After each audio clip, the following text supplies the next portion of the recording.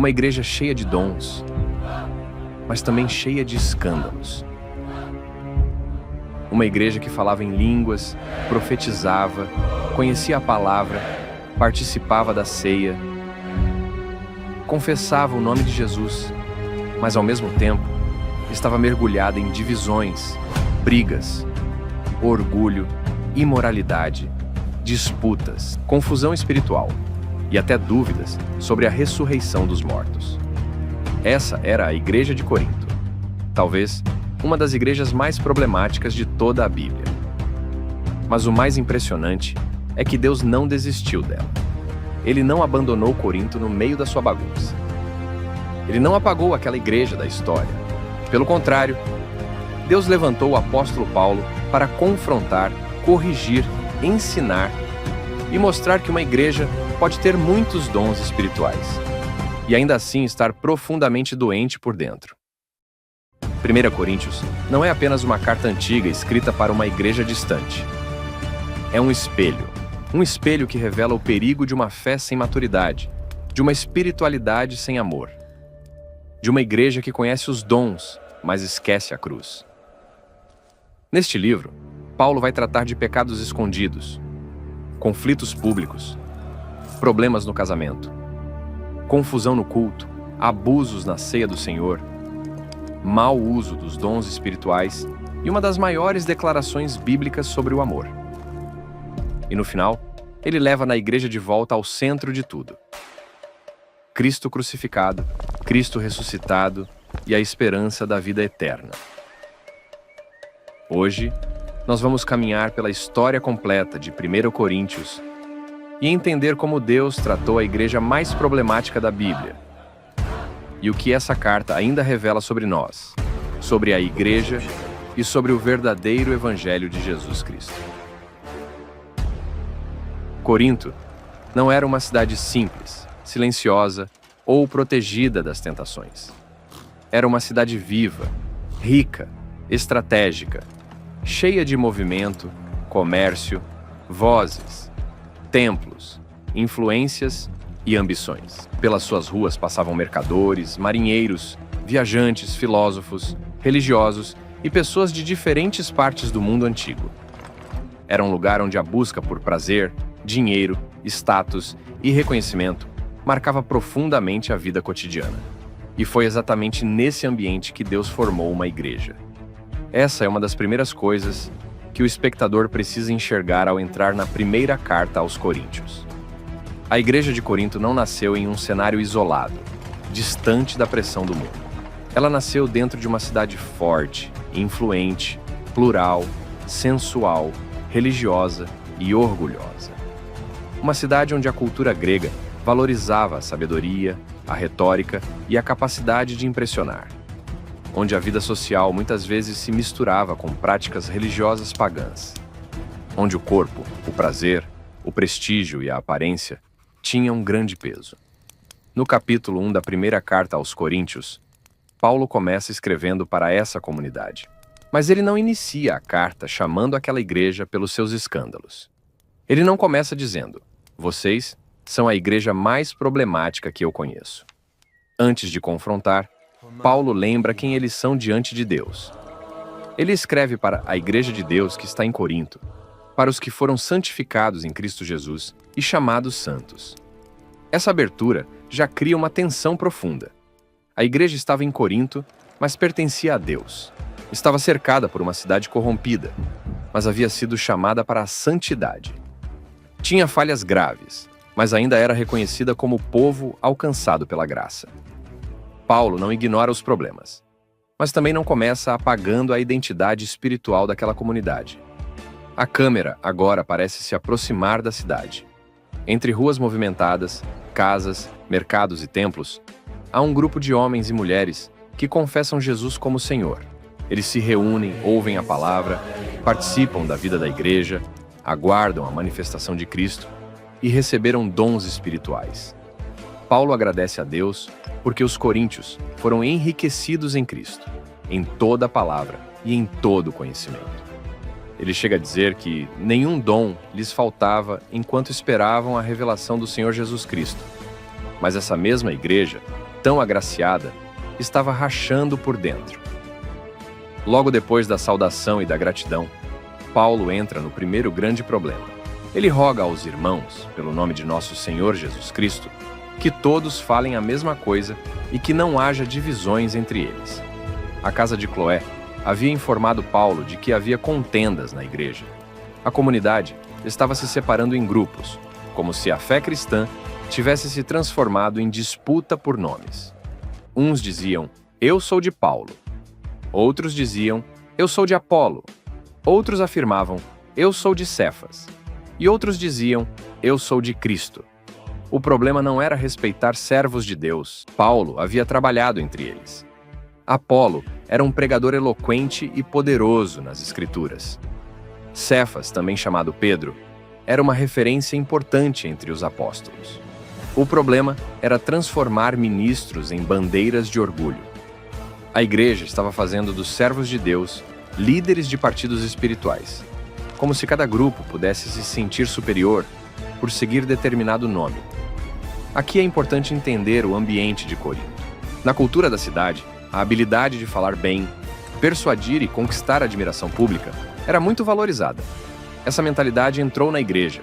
Os coríntios começaram a avaliar ministros com critérios de prestígio, comparação e preferência pessoal. Paulo não está proibindo respeito por líderes espirituais.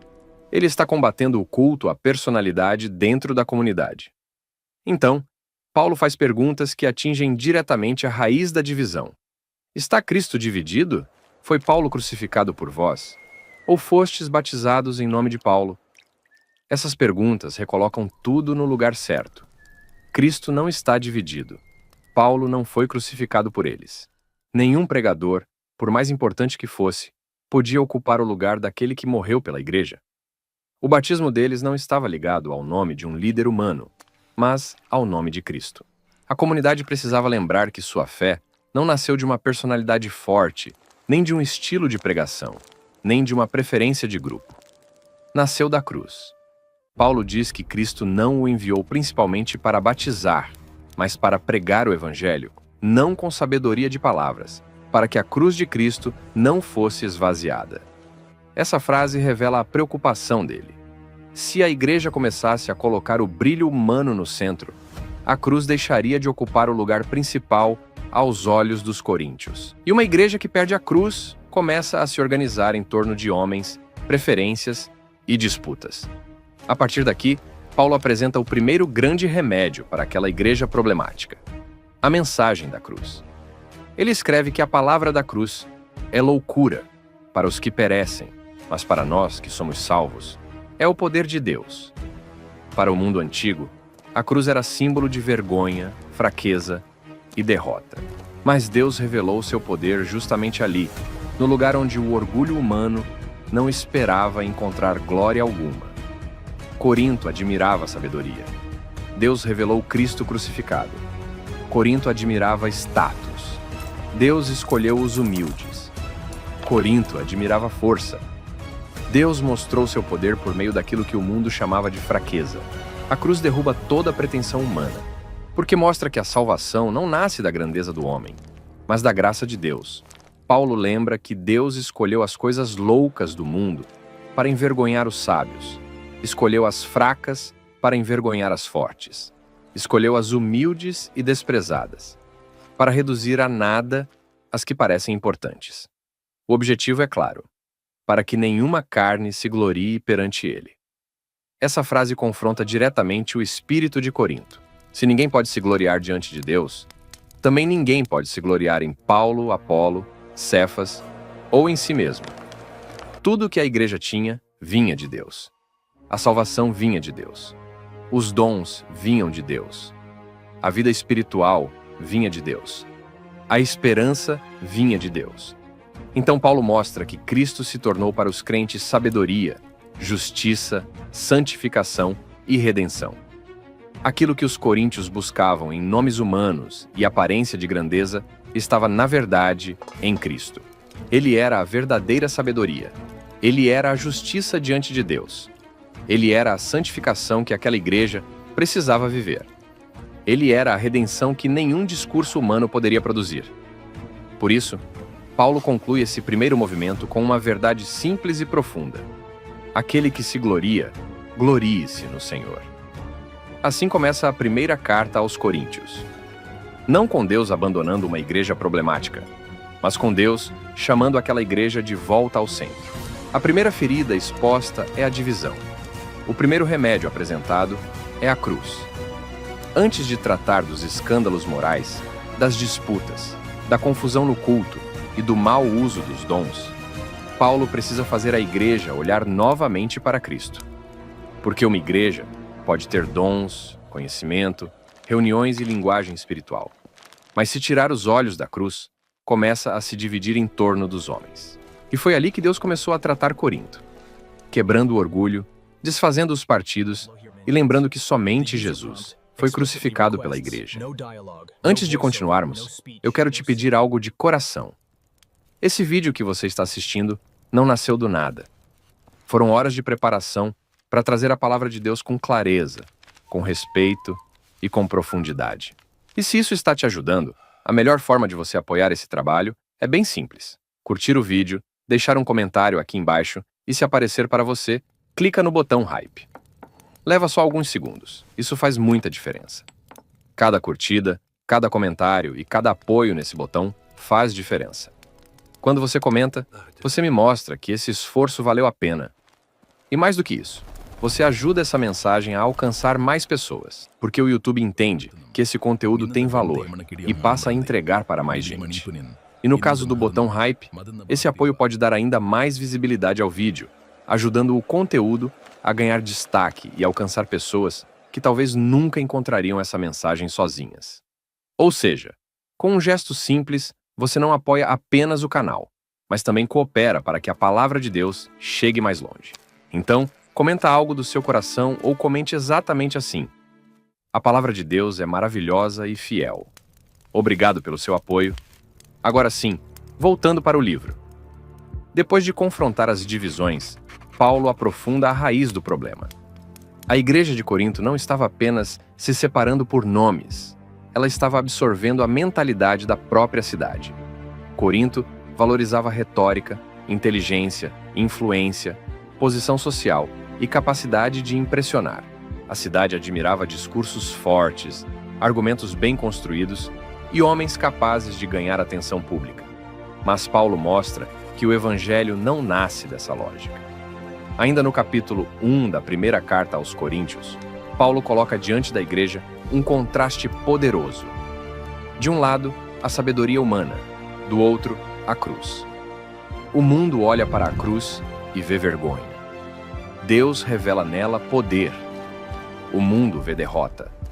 Deus revela salvação. O mundo procura glória visível. Deus revela sua sabedoria no Cristo crucificado. Paulo diz que a palavra da cruz é loucura para os que perecem, mas para nós que somos salvos, é o poder de Deus. Essa frase divide duas formas de enxergar a realidade. Para quem avalia tudo pela aparência humana, a cruz parece fracasso. Para quem foi alcançado pela graça, a cruz é o lugar onde Deus venceu o pecado, destruiu a soberba e abriu o caminho da salvação. Paulo pergunta onde está o sábio, onde está o escriba, onde está o questionador deste século. A linguagem parece caminhar pelas praças, pelas escolas de pensamento, pelos ambientes de debate e prestígio. E então ele mostra que Deus tornou louca a sabedoria deste mundo. Não porque toda inteligência seja inútil, mas porque a sabedoria humana, quando se levanta contra Deus, não consegue levar o homem à salvação. Paulo não está desprezando o estudo, a razão ou o conhecimento. Ele está mostrando que nenhuma capacidade humana, por mais brilhante que seja, pode substituir a revelação de Deus em Cristo. A cruz não é descoberta pela vaidade humana. Ela é recebida pela fé. Por isso, Paulo afirma que os judeus pediam sinais e os gregos buscavam sabedoria, mas ele pregava Cristo crucificado. Para uns, escândalo. Para outros, loucura. Mas para os chamados, Cristo era poder de Deus e sabedoria de Deus. A igreja de Corinto precisava voltar a ouvir essa mensagem. Ela havia nascido do Evangelho, mas agora parecia seduzida pela aparência de grandeza humana. Paulo lembra também que os próprios coríntios não tinham motivo para se gloriar. Entre eles, não havia muitos sábios, segundo a carne, nem muitos poderosos, nem muitos nobres. A igreja não foi escolhida por superioridade social ou intelectual. Deus reuniu ali pessoas alcançadas pela graça. O fundamento da comunidade não era a grandeza dos seus membros, mas a ação de Deus em Cristo. Então Paulo conclui que Cristo se tornou para eles sabedoria, justiça, santificação e redenção. Tudo o que a igreja precisava estava em Cristo. A verdadeira sabedoria não vinha do orgulho de Corinto. A justiça não vinha da capacidade humana. A santificação não vinha da aparência religiosa. A redenção não vinha de discursos. Tudo vinha do Senhor. A história, então, avança para o capítulo 2 da primeira carta aos Coríntios. Agora Paulo faz a igreja lembrar de como tudo começou quando ele esteve entre eles. Ele diz que não chegou anunciando o testemunho de Deus, com ostentação de linguagem ou sabedoria humana. Ele decidiu nada saber entre eles, senão Jesus Cristo, e este crucificado. Essa lembrança desmonta o orgulho da igreja. Paulo não plantou aquela comunidade usando o mesmo método que Corinto admirava. Ele não se apresentou como um orador buscando aplausos. Não fez do evangelho um espetáculo de eloquência. Ele pregou Cristo crucificado, para que a fé deles não se apoiasse na sabedoria dos homens, mas no poder de Deus. Paulo ainda diz que esteve entre eles em fraqueza, temor e grande tremor. Isso não significa falta de convicção ou medo da mensagem. Significa que o mensageiro não queria ocupar o lugar da mensagem. Em uma cidade onde o pregador poderia ser avaliado pela presença, pela retórica e pela performance pública, Paulo recusou transformar a cruz em palco de autopromoção. Quando Paulo fala de fraqueza, temor e tremor, ele não está dizendo que o evangelho era fraco. Ele está mostrando que a força da pregação não estava na aparência do pregador, mas no poder de Deus. A mensagem não precisava ser enfeitada pela vaidade humana para ser eficaz. Depois disso, Paulo fala de uma sabedoria mais profunda. Não a sabedoria deste mundo, nem dos poderosos deste século, mas a sabedoria de Deus, em mistério, antes oculta, preparada para a glória dos que pertencem ao Senhor. Os poderosos deste século não a compreenderam porque, se a tivessem compreendido, não teriam crucificado o Senhor da glória. A expressão é forte. A cruz revela a cegueira do mundo. Aqueles que se consideravam sábios não reconheceram a sabedoria de Deus quando ela esteve diante deles. Pensaram que estavam vencendo Cristo, mas estavam cumprindo o plano de Deus. Pensaram que a cruz encerrava uma história, mas ela era o centro da redenção. Paulo cita-te a grandeza daquilo que Deus preparou para os seus. Nem olhos viram, nem ouvidos ouviram, nem jamais penetrou em coração humano o que Deus preparou para aqueles que o amam. Mas ele não deixa essa verdade distante. Ele afirma que Deus revelou essas coisas pelo Espírito. Agora, o argumento se aprofunda. O Espírito sonda todas as coisas, até as profundezas de Deus. Assim como ninguém conhece as coisas do homem, senão o Espírito do homem que nele está, também ninguém conhece as coisas de Deus, senão o Espírito de Deus. E os crentes receberam o Espírito que vem de Deus para compreenderem aquilo que lhes foi dado gratuitamente. Aqui aparece a raiz espiritual do problema de Corinto. Eles tinham informação, dons e experiências, mas precisavam de discernimento. Conhecimento sem o caminho da cruz vira orgulho. Dom sem maturidade vira competição. Liberdade sem amor vira destruição. Paulo mostra que as coisas de Deus não são recebidas como simples ideias humanas. Elas são discernidas espiritualmente. Ele fala do homem natural e do homem espiritual. O homem natural não compreende as coisas do Espírito de Deus, porque lhe parecem loucura. Mas o homem espiritual discerne bem todas as coisas. Isso não significa que o cristão se torna arrogante ou superior. Significa que, iluminado pelo Espírito, ele passa a enxergar valor onde o mundo vê vergonha, na cruz de Cristo. A diferença entre o homem natural e o homem espiritual não é uma diferença de inteligência humana. É uma diferença de discernimento diante da revelação de Deus. O homem natural avalia a cruz pelos critérios do mundo. O homem espiritual reconhece nela a sabedoria e o poder de Deus. Paulo termina dizendo: Nós temos a mente de Cristo. Essa frase é uma resposta direta à mentalidade de Corinto. A igreja não foi chamada para pensar como a cidade, medir valor como a cidade, buscar glória como a cidade, ou avaliar ministros como a cidade. Ela foi chamada para pensar a partir de Cristo. Assim, o segundo movimento da carta aprofunda o primeiro. As divisões eram o sintoma. O orgulho humano era a raiz, e a cruz era o remédio. Paulo não está apenas corrigindo uma discussão interna. Ele está reconstruindo a forma como aquela igreja enxerga Deus, os homens, os pregadores, o evangelho e a si mesma. Antes de tratar dos escândalos visíveis, Deus precisava tratar a visão da igreja. Porque uma comunidade que não entende a cruz pode transformar até dons, pregadores e conhecimento em instrumentos de vaidade. Mas uma igreja que compreende Cristo crucificado aprende que toda a glória pertence ao Senhor. Depois de mostrar que a cruz confronta a sabedoria humana, Paulo agora expõe como a imaturidade aparecia na vida prática da igreja. O problema de Corinto não estava apenas na maneira de pensar. Estava na maneira de conviver. A igreja falava de coisas espirituais, valorizava dons e admirava pregadores, mas sua vida comunitária revelava ciúmes, brigas e comportamento infantil. No capítulo 3 da primeira carta aos Coríntios, Paulo diz que não pôde falar com eles como a espirituais, mas como a carnais, como crianças em Cristo. Ele lhes deu leite, não alimento sólido, porque ainda não podiam suportar. E mesmo depois de algum tempo, ainda não estavam prontos. A imagem é forte. Eles pertenciam a Cristo, mas ainda não caminhavam com maturidade. Eram crentes, mas se comportavam como crianças espirituais. E a evidência disso era clara. Havia ciúmes e contendas entre eles. A espiritualidade que proclamavam não estava produzindo humildade, unidade e amor. Paulo volta ao problema dos grupos. Um dizia: "Eu sou de Paulo." Outro dizia: "Eu sou de Apolo." Para Paulo, esse tipo de fala revelava que eles ainda andavam segundo os homens. A igreja estava usando nomes de servos de Deus para alimentar comparação, orgulho e disputa. Aqui está uma das grandes lições de 1 Coríntios. Dons espirituais não são prova automática de maturidade espiritual. Uma igreja pode ter manifestações, conhecimento e linguagem religiosa, mas ainda agir como criança quando vive dominada por ciúmes, competição e orgulho.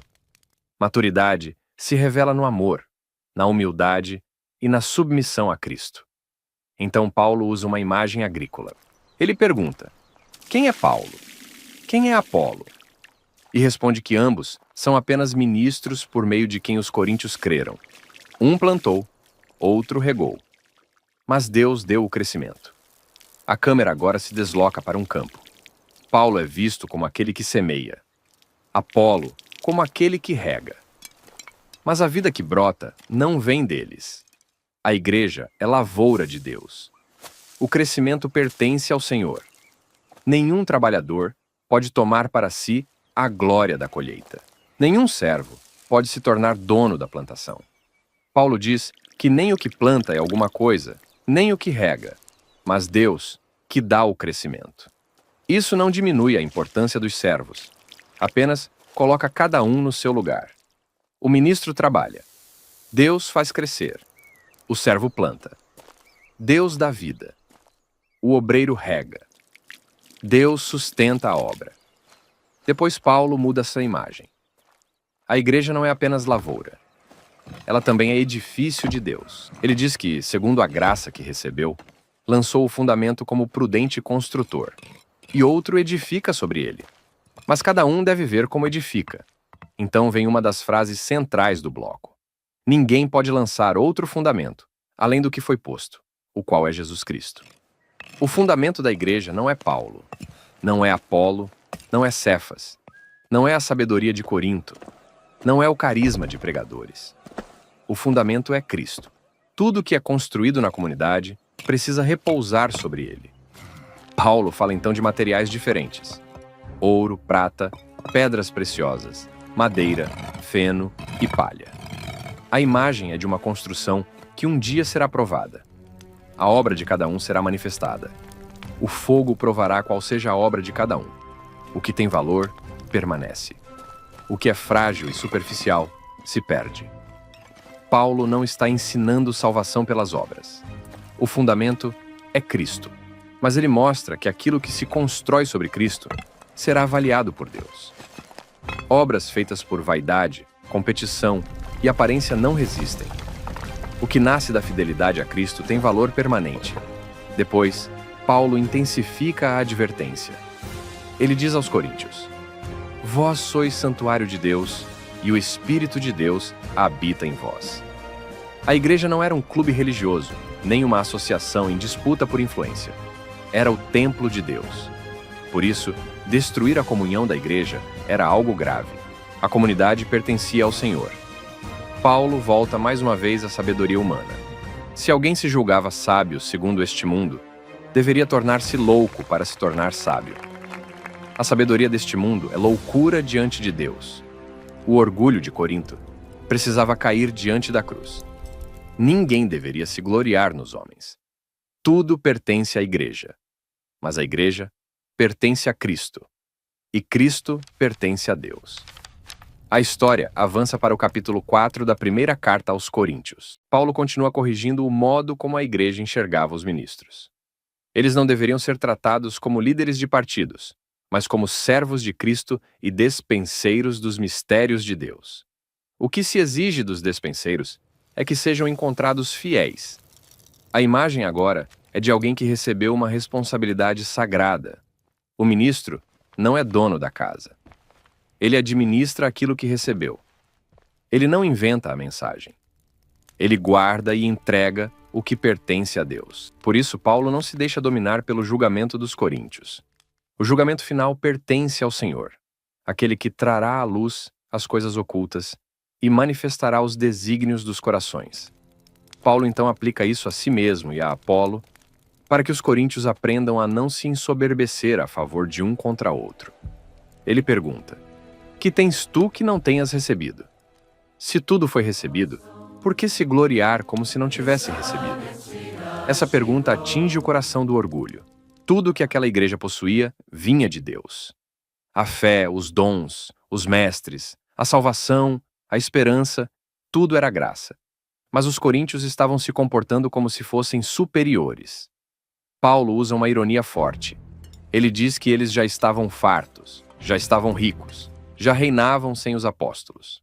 Enquanto isso, os apóstolos eram apresentados como os últimos, como condenados à morte, feitos espetáculo ao mundo, aos anjos e aos homens.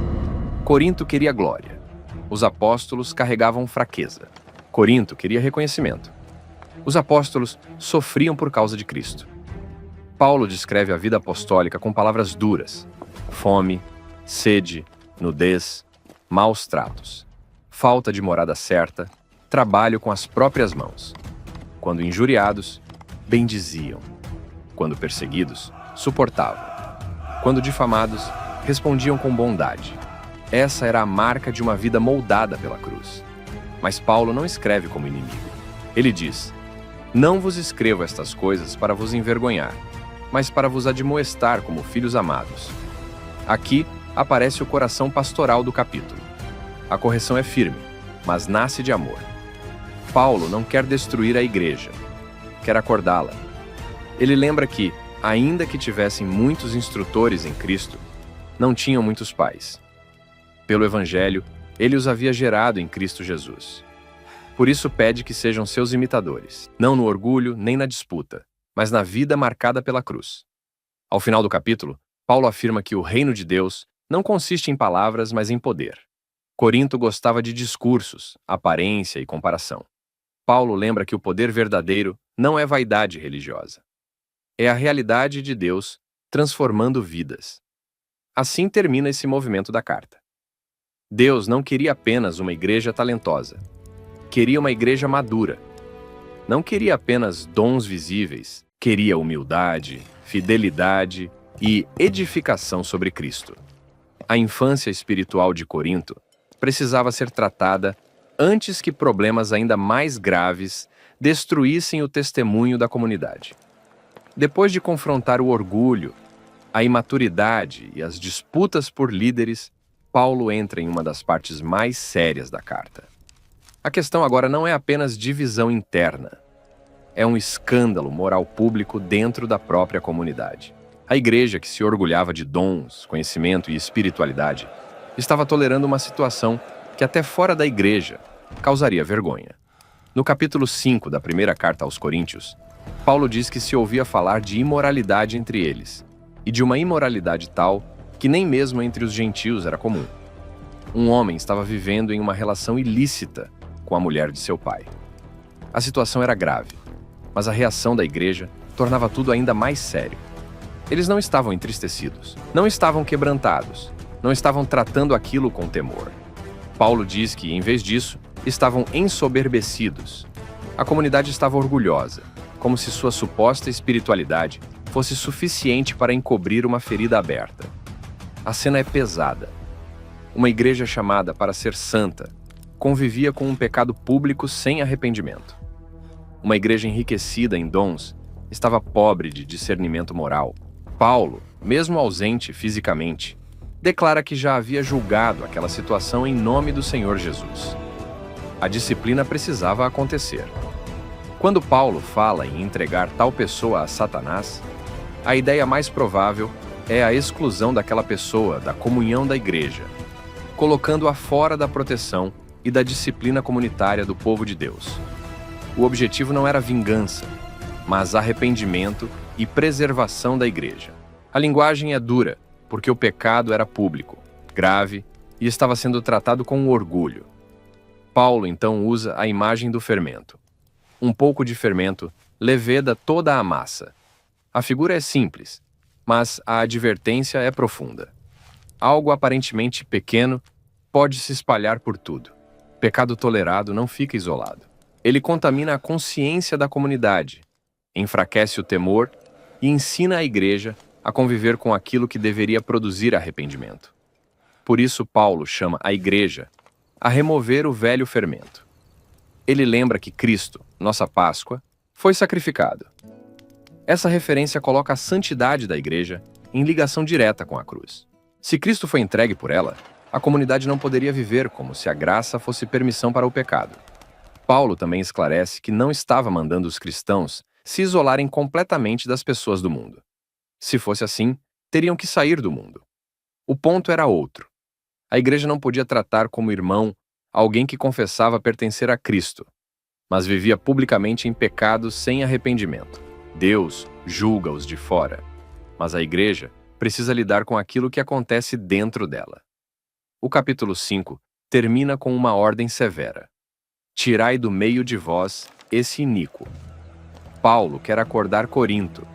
A igreja não podia se orgulhar de dons espirituais enquanto perdia o temor diante do pecado.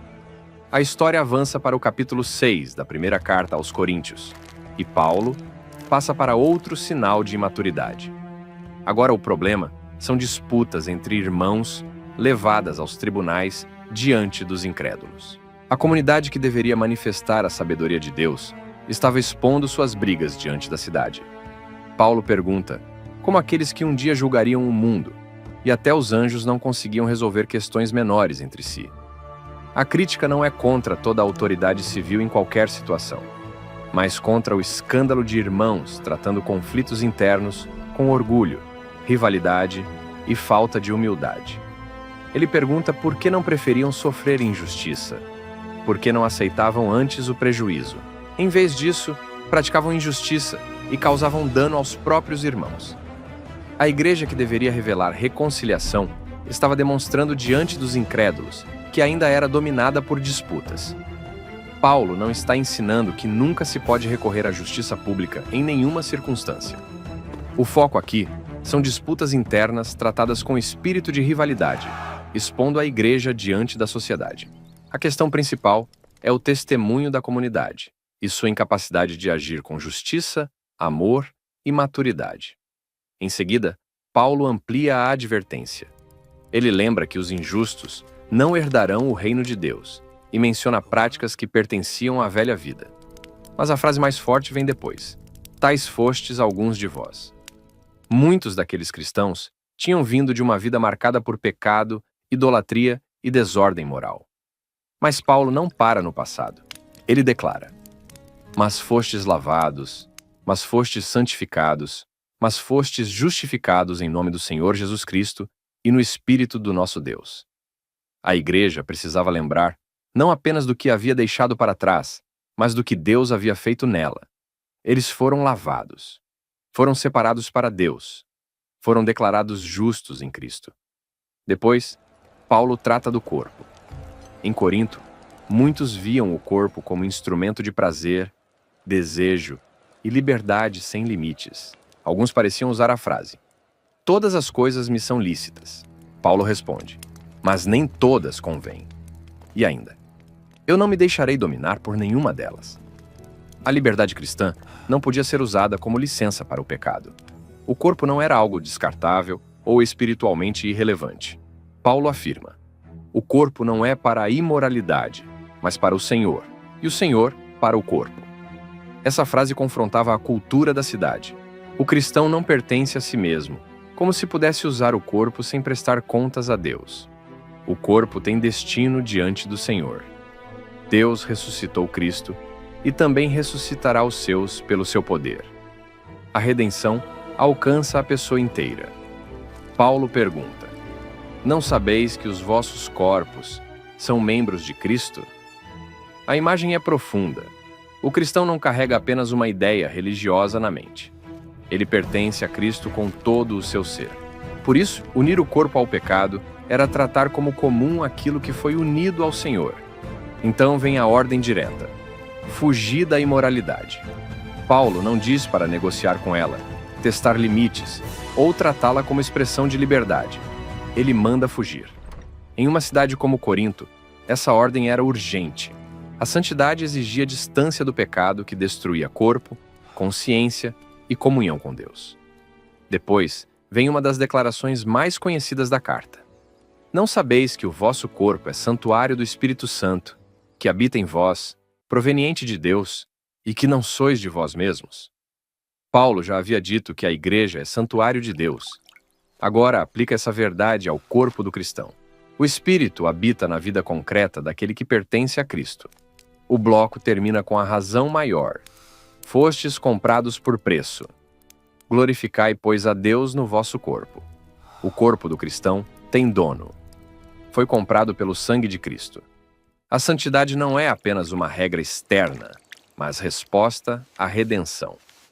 Assim, nos capítulos 5 e 6, Paulo mostra que o Evangelho não transforma apenas ideias religiosas. Ele transforma a conduta, os relacionamentos, o uso do corpo, a consciência e a vida prática. A cruz que salva também purifica. A graça que alcança também corrige. E uma igreja que pertence a Deus não pode tratar o pecado como se fosse algo pequeno. Depois de tratar do escândalo moral, das disputas entre irmãos e do corpo que pertence ao Senhor, Paulo leva a carta para dentro das casas. A correção agora toca a vida cotidiana dos cristãos: casamento, vida conjugal, solteirice, separação, viuvez, família e decisões difíceis diante de Deus. No capítulo 7 da primeira carta aos Coríntios, Paulo começa a responder perguntas que a própria igreja havia enviado a ele. A comunidade queria orientação. Em uma cidade marcada por confusão moral e ideias distorcidas sobre o corpo, alguns cristãos precisavam saber como viver a fé dentro do casamento. Outros precisavam compreender a solteirice. Outros enfrentavam casas divididas pela fé, quando apenas uma parte da família seguia a Cristo. Paulo começa tratando da vida conjugal. Depois de ter dito que o corpo pertence ao Senhor, ele mostra que o casamento não deve ser vivido com egoísmo, abandono ou irresponsabilidade. O marido deve cumprir seus deveres para com a esposa, e a esposa para com o marido. O casamento cristão aparece como compromisso de cuidado mútuo. Ele afirma que a esposa não tem autoridade exclusiva sobre o próprio corpo, mas o marido. E da mesma forma, o marido não tem autoridade exclusiva sobre o próprio corpo, mas a esposa. Essa linguagem precisa ser entendida dentro do argumento de reciprocidade. Paulo não está autorizando abuso ou imposição, mas mostrando que no casamento, um não vive isolado do outro. A relação deve ser marcada por cuidado, entrega e responsabilidade. Depois de combater a imoralidade no capítulo anterior, Paulo não trata o casamento como algo impuro. Pelo contrário, mostra que a vida conjugal tem lugar legítimo diante de Deus. O problema não é o casamento. O problema é viver qualquer área da vida fora do senhorio do Senhor. Paulo orienta que o casal não se prive um ao outro, a não ser por acordo por algum tempo, para dedicação à oração, e depois volte à normalidade da vida conjugal. A preocupação é pastoral. Ele conhece as tentações ao redor daquela igreja e não quer que uma espiritualidade mal compreendida produza queda, frieza ou desordem. Depois, Paulo fala aos solteiros e às viúvas. Ele reconhece que seria bom permanecer como ele, mas esclarece que cada um recebeu de Deus seu próprio dom. Um de uma maneira, outro de outra. Assim, ele não transforma sua condição pessoal em regra universal. A solteirice tem valor quando vivida para o Senhor, mas o casamento também é legítimo. Aos solteiros e viúvos, Paulo diz que é bom permanecerem como ele, se puderem. Mas, se não têm domínio próprio, que se casem, pois é melhor casar do que viver consumido por desejos desordenados. O ensino é direto, mas não despreza ninguém. Paulo não cria uma disputa entre casados e solteiros. Ele ensina que cada condição deve ser vivida com pureza e responsabilidade diante de Deus. Depois, ele fala aos casados. Aos que estão unidos em casamento, transmite a orientação de que a esposa não se separe do marido e que o marido não abandone a esposa. A aliança não deveria ser tratada com leviandade, como se pudesse ser rompida por qualquer impulso. A fé cristã chama para a fidelidade. Mas a situação de Corinto era complexa. Havia casamentos em que uma pessoa havia se convertido a Cristo e a outra não. Então Paulo trata desses casos com cuidado.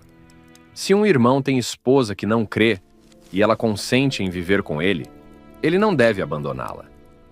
Se uma mulher tem marido que não crê e ele consente em viver com ela não deve deixá-lo.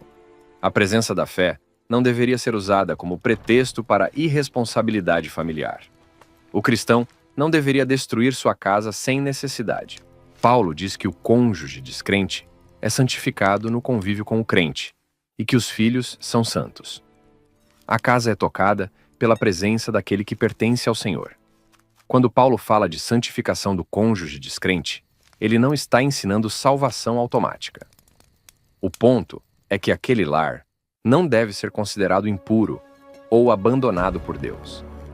A presença do cristão tem valor espiritual, preserva o testemunho e pode ser instrumento de graça. Mas Paulo também reconhece uma situação dolorosa. Se o descrente quiser separar-se, que se separe. O irmão ou a irmã não ficam sujeitos à servidão nesse caso, porque Deus chamou os seus para a paz. A orientação é equilibrada. O cristão não deve abandonar a aliança sem motivo, mas também não controla o coração do outro. Paulo pergunta: como sabes, ó mulher, se salvarás teu marido? Ou, como sabes, ó marido, se salvarás tua mulher? A pergunta chama a humildade.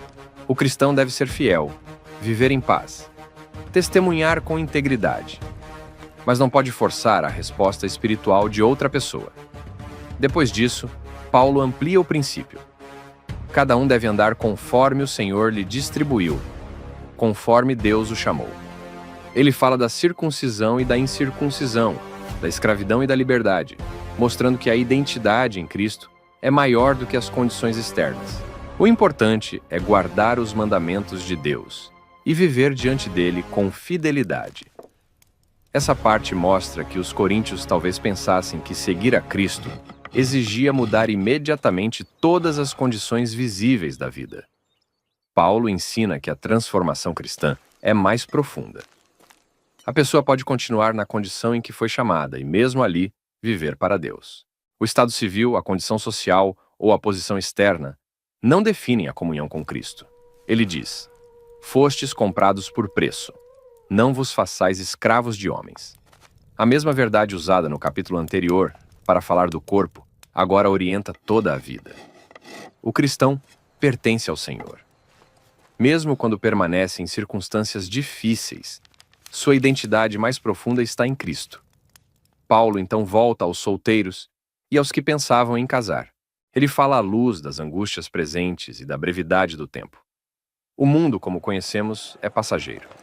Por isso, casamento, tristeza, alegria, posses e relações com este mundo não devem dominar completamente o coração.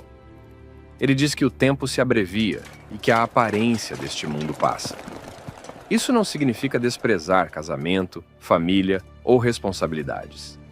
Significa viver sem ser engolido por elas. O casado serve a Deus dentro das responsabilidades do casamento.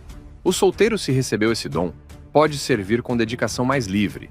Em ambos os casos, o alvo é o Senhor. No fim do capítulo, Paulo continua tratando dessas decisões com prudência. Ele reconhece que quem casa faz bem e quem permanece solteiro, se tem esse dom e propósito, também faz bem. A decisão deve ser tomada diante de Deus, sem pressão, desordem ou desejo de agradar pessoas. A viúva também é mencionada. Ela está ligada ao marido enquanto ele vive. Mas, se o marido morrer, fica livre para casar com quem quiser, contanto que seja no Senhor. Mesmo nesse detalhe, Paulo mantém o princípio central. Liberdade cristã, sim, mas liberdade vivida debaixo do Senhor. Assim, o capítulo 7 mostra Deus reorganizando a vida cotidiana dos coríntios. A fé não estava limitada ao culto, aos dons espirituais ou às discussões sobre pregadores. Ela entrava no casamento, na casa, na viuvez, na solteirice, nas tensões familiares e nas decisões íntimas. Paulo ensina que a vida cristã não é fuga da realidade, é fidelidade dentro da realidade. Alguns serviriam a Deus casados, outros solteiros. Alguns viveriam em casas divididas pela fé, outros enfrentariam pressões sociais difíceis, mas todos precisavam lembrar que foram comprados por preço e chamados para viver diante do Senhor.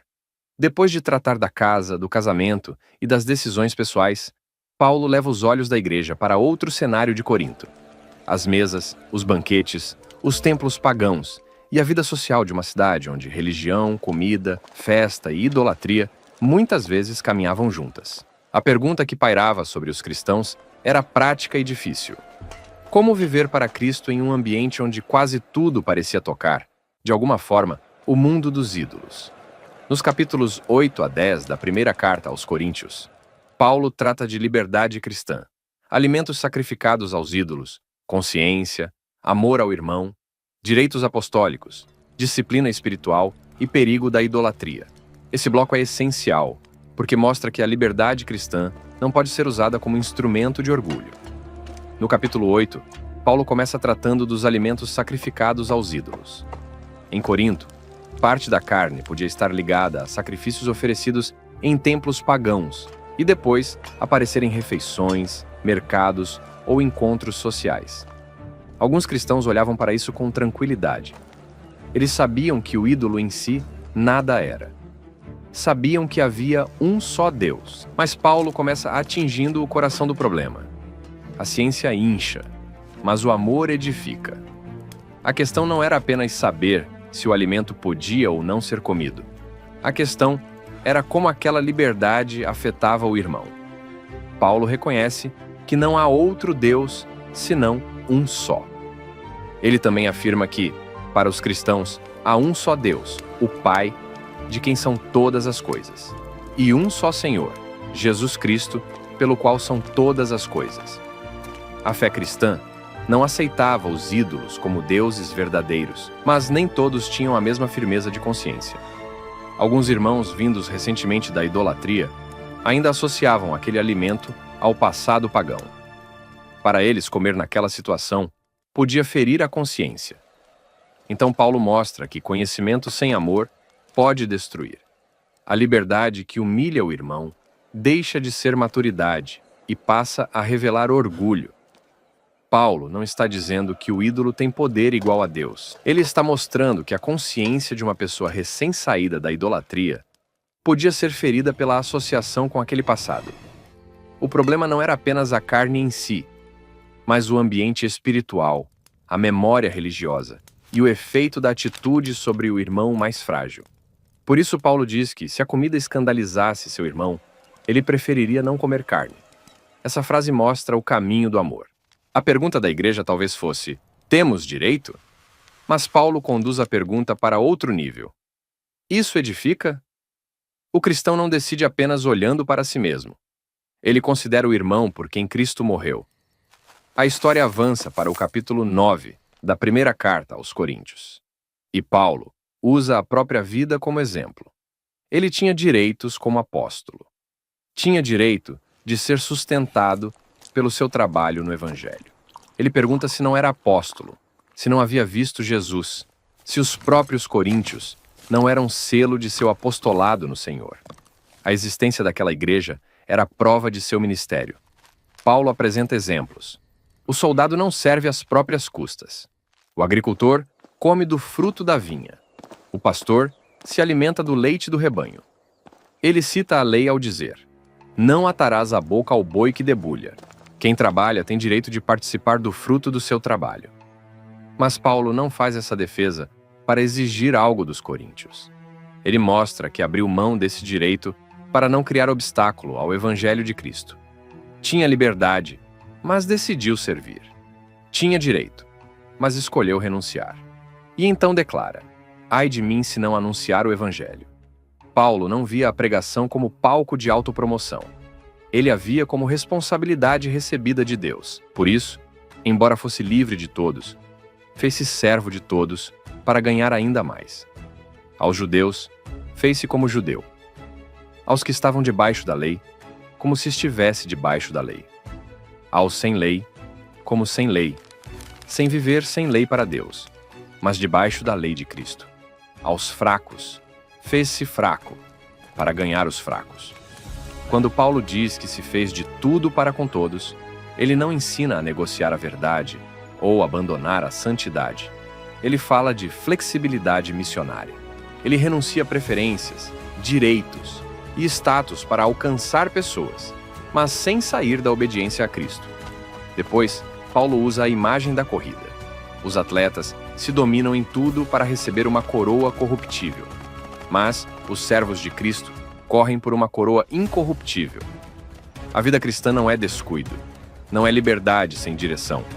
É disciplina, domínio próprio e propósito.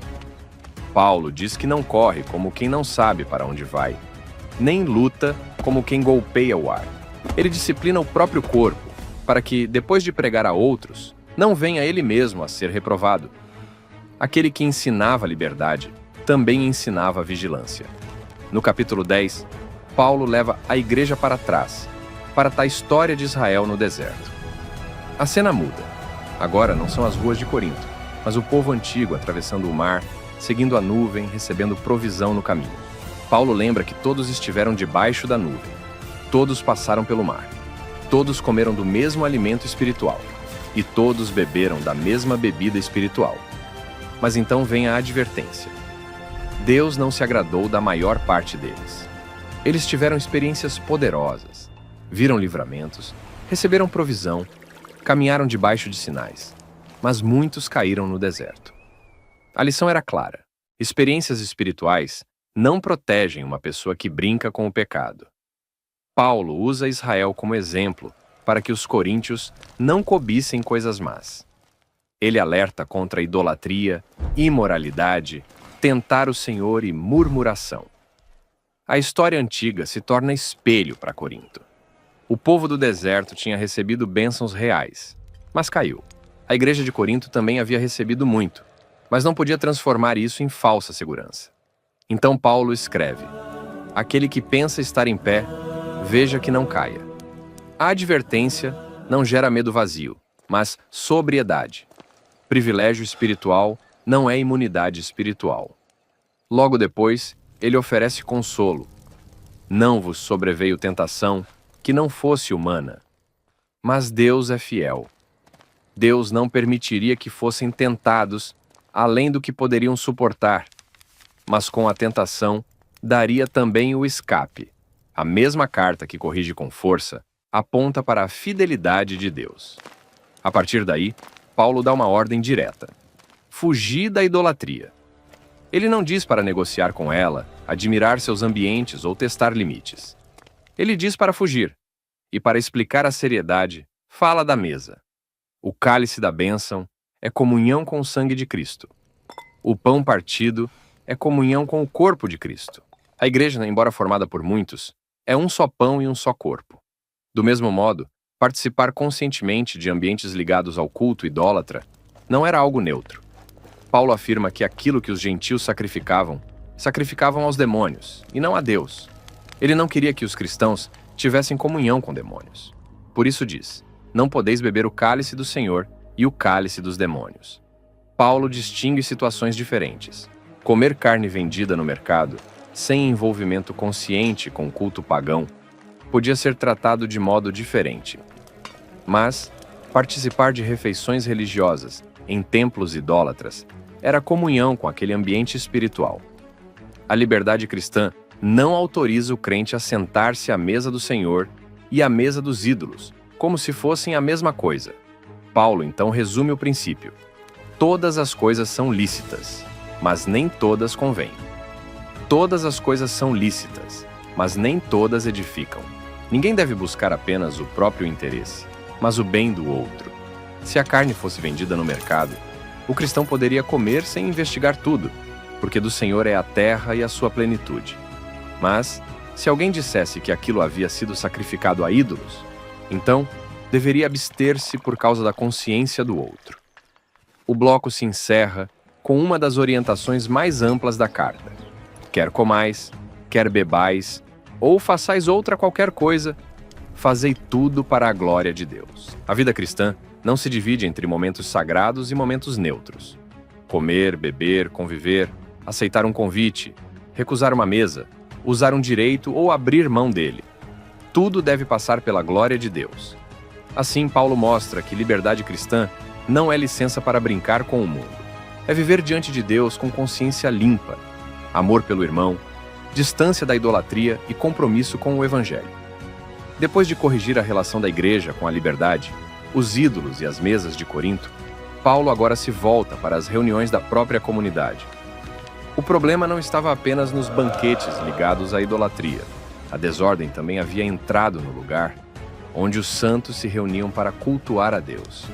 No capítulo 11 da primeira carta aos Coríntios, Paulo trata da honra, da postura pública e da ceia do Senhor. A reunião da igreja deveria expressar reverência, unidade e amor. Mas em Corinto, ela estava revelando orgulho, desigualdade e falta de discernimento. Paulo começa com um chamado: sede meus imitadores, como também eu sou de Cristo. Ele não está pedindo admiração pessoal. Está chamando a igreja a seguir um exemplo de vida orientada por Cristo. Depois de tantos direitos mal usados e tanta imaturidade, os coríntios precisavam aprender que a vida cristã não é guiada por vaidade, mas por submissão ao Senhor. A primeira parte do capítulo trata de sinais de honra na Assembleia, especialmente em relação à cabeça coberta ou descoberta, a autoridade e a distinção entre homem e mulher no culto. Paulo elogia os coríntios por se lembrarem dele e guardarem as tradições que havia transmitido, mas corrige práticas que estavam causando vergonha ou desordem no ambiente público da igreja. Ele diz que Cristo é a cabeça de todo homem, o homem a cabeça da mulher, e Deus a cabeça de Cristo. A frase coloca a igreja diante de uma ordem. O culto não deveria refletir confusão, afronta ou desprezo por sinais de honra reconhecidos naquele contexto. Até a maneira como homens e mulheres se apresentavam publicamente precisava comunicar reverência e decência. A cena é simples, mas importante. A igreja se reúne. Homens e mulheres oram e profetizam. Há participação, há voz, há culto. Mas Paulo observa que a liberdade no culto não poderia destruir a honra, a ordem e o testemunho. Aquilo que na cultura local comunicava vergonha ou ruptura precisava ser tratado com cuidado. Essa passagem é uma das mais discutidas da carta, porque envolve costumes de honra, véu, cabeça coberta ou descoberta e sinais culturais do mundo antigo. O ponto principal no fluxo da carta é que Paulo não está tentando transformar o culto em debate de aparência, mas corrigir atitudes que feriam a honra pública e a ordem da comunidade. A igreja precisava usar sua liberdade com reverência. Paulo também lembra que, no Senhor, nem a mulher é independente do homem, nem o homem independente da mulher. Assim como a mulher veio do homem, também o homem nasce da mulher. Mas tudo vem de Deus. Isso impede uma leitura de desprezo ou superioridade arrogante. Paulo trata de ordem e honra, não de valor desigual diante de Deus. Mas a parte mais pesada do capítulo ainda viria. Paulo passa da aparência pública para o coração da comunhão. Ele diz que, ao dar a próxima instrução, não os louva, porque as reuniões deles não estavam resultando em algo melhor, mas em algo pior. Essa frase é grave. A igreja se reunia, mas suas reuniões revelavam feridas profundas. O encontro que deveria curar estava expondo divisão. Ele diz que quando se reuniam, havia divisões entre eles, e por causa disso, aquilo já não era comer a ceia do Senhor. O problema era concreto. Cada um tomava antecipadamente sua própria refeição. Enquanto alguns tinham abundância, outros passavam necessidade. Enquanto alguns se fartavam, outros eram envergonhados. A mesa que deveria anunciar o corpo entregue de Cristo estava revelando desigualdade social. Os mais ricos comiam primeiro e melhor. Os mais pobres ficavam à margem. A ceia, que deveria unir a igreja em torno da cruz, estava mostrando que eles ainda não discerniam o corpo. Paulo pergunta: não tendes casas onde comer e beber? Ou desprezais a igreja de Deus e envergonhais os que nada têm? A pergunta expõe a gravidade. A ceia não podia ser transformada em banquete egoísta. A igreja de Deus não podia humilhar irmãos por causa de sua condição. No contexto antigo, a ceia do Senhor podia acontecer ligada a uma refeição comunitária. Em Corinto, porém, essa refeição estava reproduzindo as divisões sociais da cidade. Os mais ricos se satisfaziam, os mais pobres eram deixados de lado. Paulo corrige isso porque a mesa do Senhor não podia anunciar a morte de Cristo, enquanto a igreja desprezava irmãos por quem Cristo morreu. Então Paulo leva a igreja de volta à origem da ceia. A narração se torna mais solene. Ele escreve que o Senhor Jesus, na noite em que foi traído, tomou o pão. Depois de dar graças, partiu e disse: isto é o meu corpo, que é dado por vós. Fazei isto em memória de mim. Depois tomou o cálice e disse: este cálice é a nova aliança no meu sangue. Fazei isto, todas as vezes que o beberdes, em memória de mim. Essas palavras recolocam a ceia no centro correto. O pão não era comida comum para alimentar egoísmo. O cálice não era símbolo de status. A mesa apontava para o corpo entregue e para o sangue da nova aliança. Cada participação era a memória viva da entrega de Cristo. Paulo diz: todas as vezes que comerdes este pão e beberdes este cálice, anunciais a morte do Senhor, até que venha. A ceia olha para trás, para a cruz, e olha para frente, para a vinda do Senhor. Entre a cruz e a esperança final, a igreja se reúne para proclamar que sua vida nasce do sacrifício de Cristo. Mas justamente por ser tão séria, Paulo adverte contra participar dela indignamente. Quem come o pão ou bebe o cálice de modo indigno será culpado do corpo e do sangue do Senhor.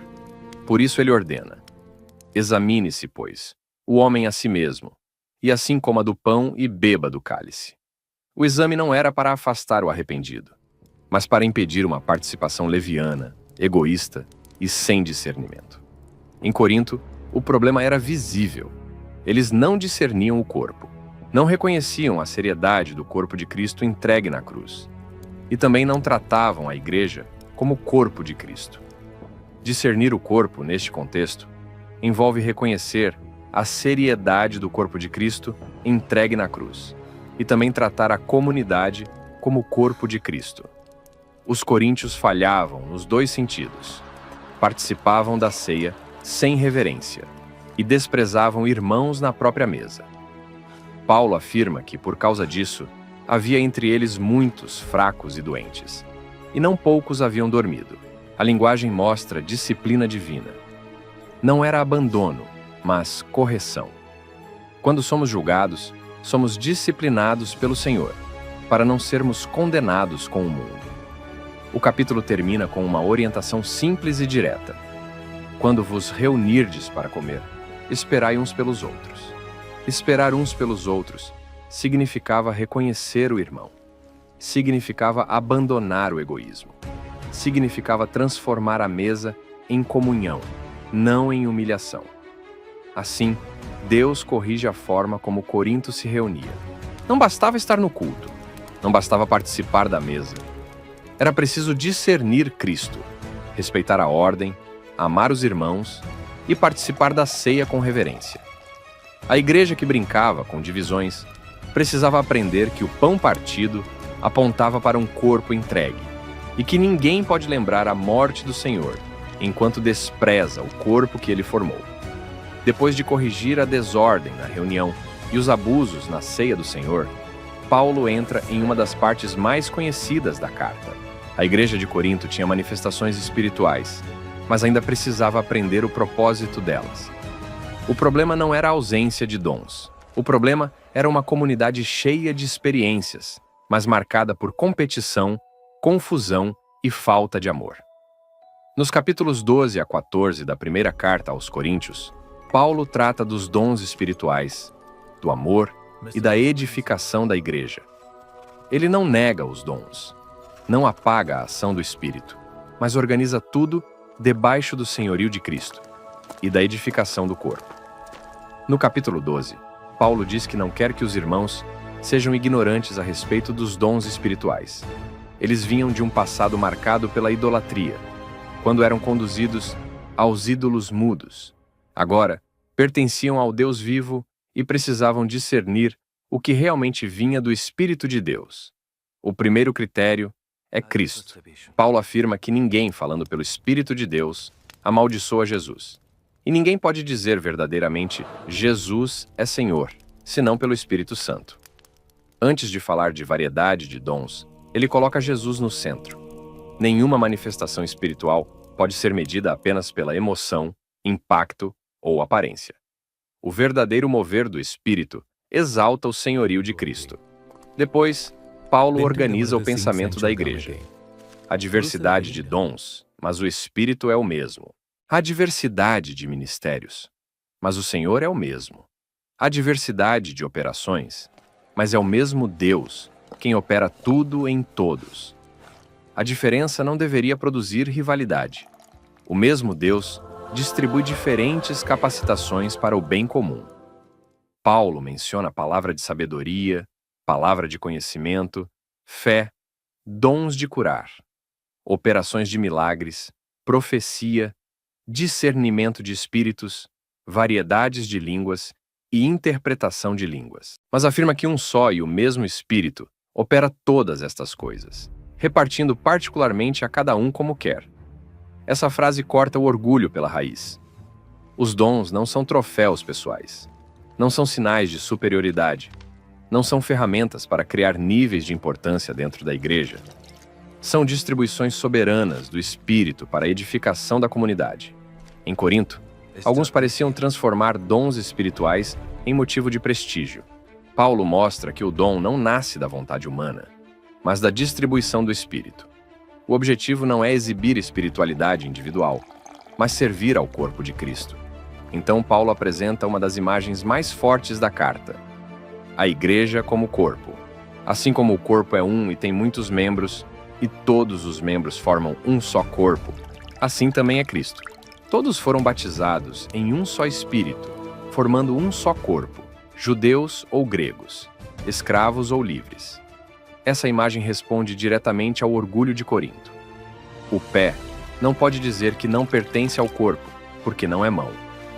O ouvido não pode dizer que não pertence ao corpo, porque não é olho. Se todo o corpo fosse olho, onde estaria o ouvido? Se todo fosse ouvido, onde estaria o olfato? A beleza do corpo está na diversidade organizada. Depois, Paulo corrige o outro extremo. O olho não pode dizer à mão, não preciso de ti. A cabeça não pode dizer aos pés, não preciso de vós. Os membros mais visíveis não podem desprezar os menos visíveis. No corpo de Cristo, até os membros considerados mais fracos são necessários. Deus organizou o corpo para que não haja divisão, mas para que os membros tenham igual cuidado uns dos outros. Se um membro sofre, todos sofrem com ele. Se um membro é honrado, todos se alegram com ele. A igreja não era palco de talentos isolados, era um corpo vivo. Paulo diz claramente: vós sois corpo de Cristo, e individualmente seus membros. Os coríntios não eram plateia, partido ou elite espiritual. Eram corpo de Cristo. E os dons só faziam sentido quando serviam à vida desse corpo. No fim do capítulo 12, Paulo menciona apóstolos, profetas, mestres, milagres, dons de curar, socorros, governos e variedades de línguas. Nem todos têm a mesma função. Nem todos são apóstolos. Nem todos são profetas. Nem todos falam em línguas. Nem todos interpretam. Mas ele encerra apontando para algo ainda maior. Eu vos mostrarei um caminho ainda mais excelente. A história avança para o capítulo 13 da primeira carta aos Coríntios. Paulo chega ao coração espiritual da carta, o amor. Depois de falar sobre dons, corpo e ministérios, ele mostra que sem amor, todas as manifestações perdem seu valor. Ainda que alguém falasse as línguas dos homens e dos anjos, se não tivesse amor, seria como metal que soa, ou sino que retine. Ainda que tivesse profecia, conhecesse todos os mistérios, possuísse todo o conhecimento, e tivesse fé capaz de transportar montanhas. Se não tivesse amor, nada seria. Ainda que distribuísse todos os bens aos pobres e entregasse o próprio corpo, se não tivesse amor, nada disso aproveitaria. Paulo pega aquilo que os coríntios talvez mais admirassem: línguas, profecia, conhecimento, fé extraordinária, sacrifício visível, e mostra que tudo isso pode se tornar vazio quando não é governado pelo amor. Uma igreja pode impressionar por fora e estar doente por dentro. Então, Paulo descreve o amor. O amor é paciente, é benigno. O amor não arde em ciúmes, não se ufana, não se ensoberbece. Cada frase corrige uma ferida de Corinto. Eles tinham ciúmes, mas o amor não arde em ciúmes. Eles se exaltavam, mas o amor não se ensoberbece. Eles buscavam seus próprios interesses, mas o amor não procura os seus. O capítulo 13 não é uma pausa poética desconectada do assunto. Ele está no meio da discussão sobre dons espirituais, porque Paulo está corrigindo o modo como a igreja usava esses dons. O amor impede que o dom vire vaidade, competição ou desordem. Paulo mostra que os dons pertencem ao tempo presente e têm função parcial. As profecias desaparecerão. As línguas cessarão. O conhecimento passará. Agora conhecemos em parte e profetizamos em parte. Mas, quando vier o que é perfeito, o que é em parte será aniquilado. Ele usa da imagem do crescimento. Quando era menino, falava como menino, sentia como menino e pensava como menino. Quando chegou a ser homem, desistiu das coisas de menino.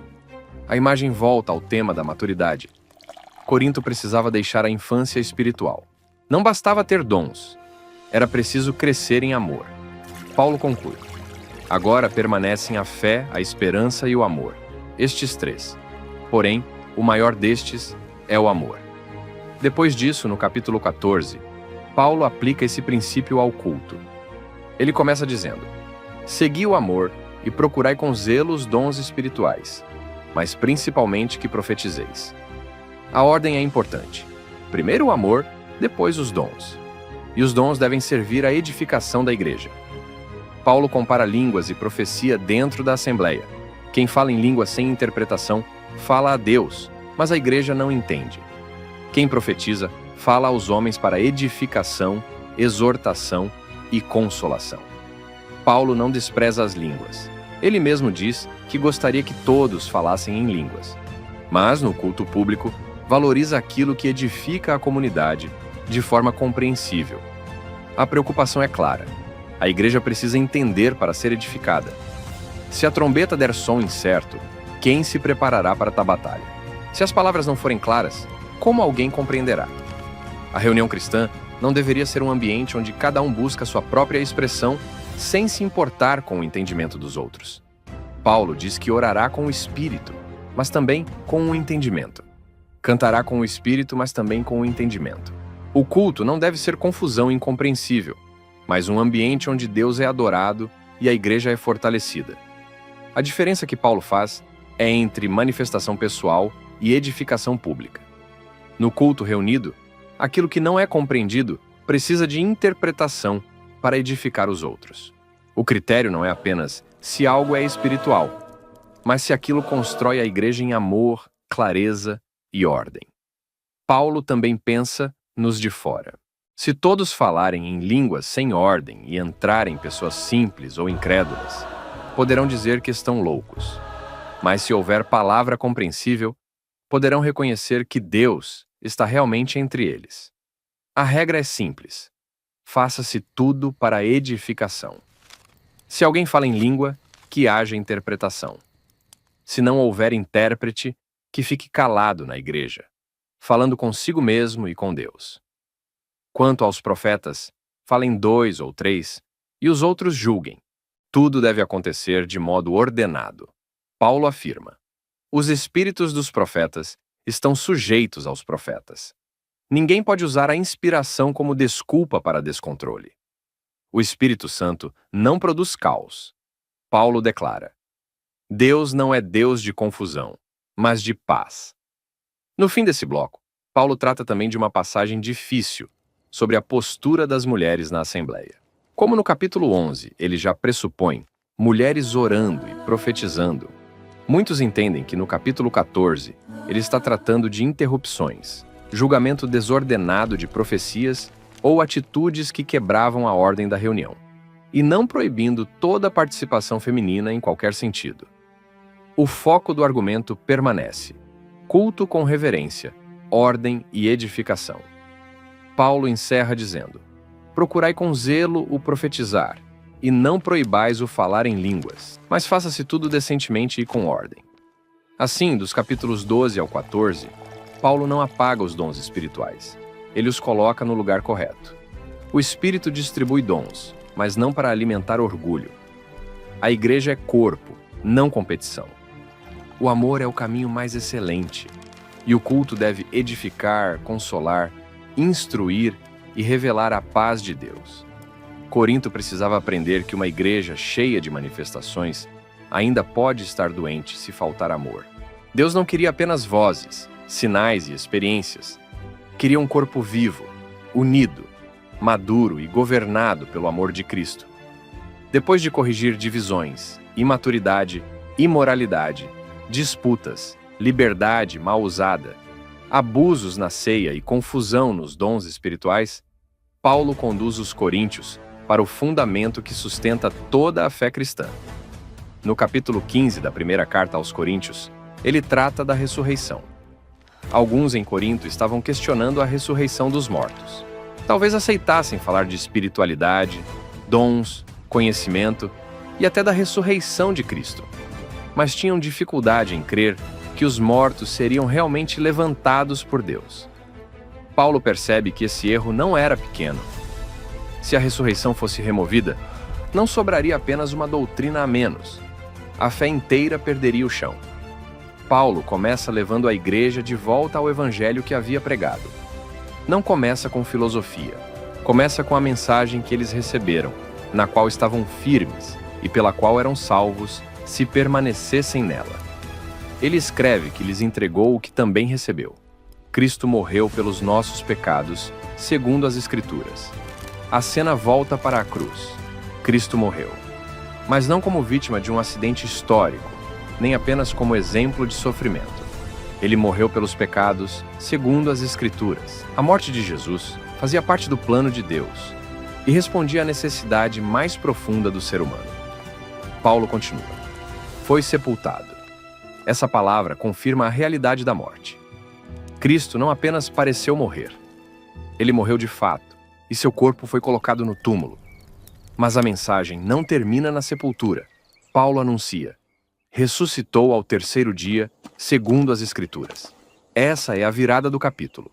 O evangelho passa pela cruz, entra no túmulo e sai dele com a vitória de Deus.